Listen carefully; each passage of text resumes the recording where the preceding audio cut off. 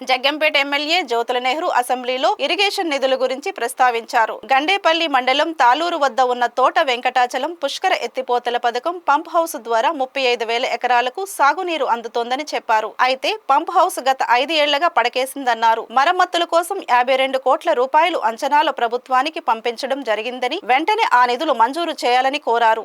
అలాగే గోకవరం మండలంలోని భూపతిపాలెం, సూరంపాలెం రిజర్వాయర్లను అనుసంధానం చేయాలని కోరారు. అలా చేయడం ద్వారా భూపతిపాలెం నుండి సముద్రంలోకి వృధాగా పోతున్న నీరు సూరంపాలెం రిజర్వాయరు రైతులకు ఉపయోగపడుతుందని వివరించారు. 1995లో గౌరవ ముఖ్యమంత్రి గారు ముఖ్యమంత్రి అయిన తర్వాత నారా చంద్రబాబు నాయుడు గారు అప్పటి నుంచే 4 సార్లు ముఖ్యమంత్రి అయినప్పుడు కూడా 4 ఇరిగేషన్ ప్రాజెక్టులు మా మెట్ట ప్రాంతానికి ఇచ్చినటువంటి పరిస్థితి ఉంది అధ్యక్ష.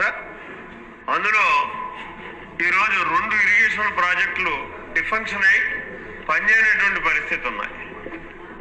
దానికోసమే ప్రధానంగా నేను కాలంటేషన్స్ కూడా అడగడం జరిగింది ఈ సభని.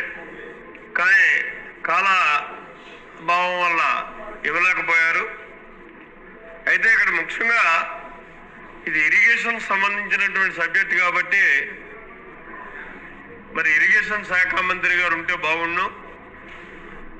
వారు లేని సందర్భం అయినప్పటికీ మీ ద్వారా ఆయనకి నా విన్నపాలను తెలియజేసుకుంటున్నాను. పుష్కర ఎత్తిపోతల పథకం అని చెప్పి చంద్రబాబు నాయుడు గారి యొక్క మానస పుత్రిక.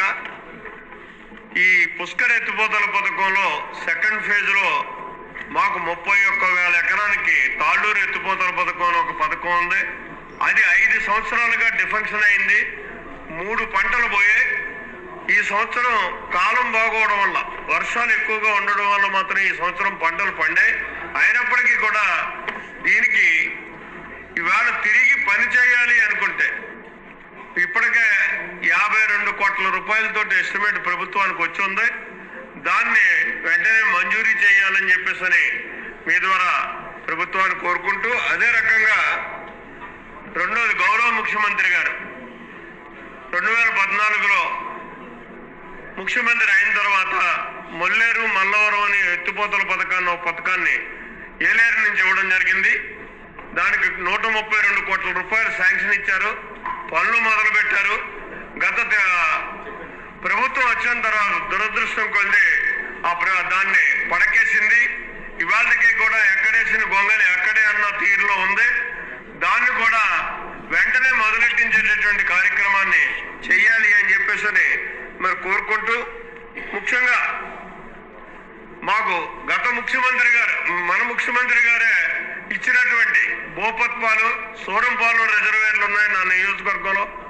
ఈ 2 రిజర్వేర్లని కూడా అనుసంధానం చేసినట్టయితే, భూపత్పాలాన్ని సూరంపాలానికి అనుసంధానం చేసినట్టయితే సూరంపాలంలో నీరు లభ్యత తక్కువగా ఉంటుంది. సో భూపత్పాలం నుంచి సముద్రానికి వృధాగా పోతుంది.